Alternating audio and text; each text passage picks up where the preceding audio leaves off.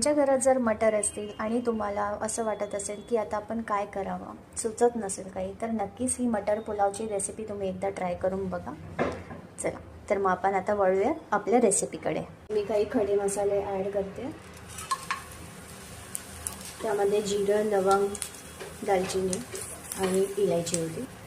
अद्रक लसूणची पेस्ट, उभा चिरलेला एक कांदा, सॉफ्ट होण्यासाठी थोडं मीठ, एक टोमॅटो आणि मिरची ॲड करते,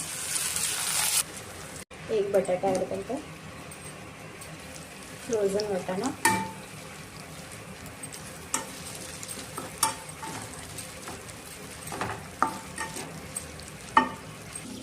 हळदी, जीरा पावडर, घरगुती मसाला, लाल तिखट पावडर, काश्मीरी लाल मिर्च पावडर.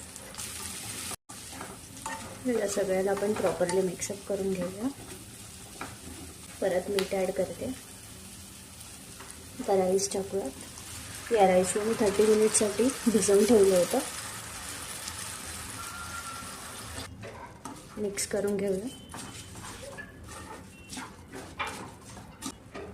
1 ग्लास पाणी ॲड करते.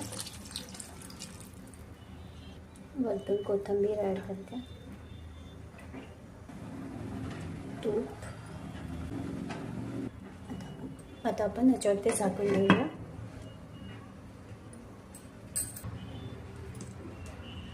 इथे आपला राईस झालेला आहे.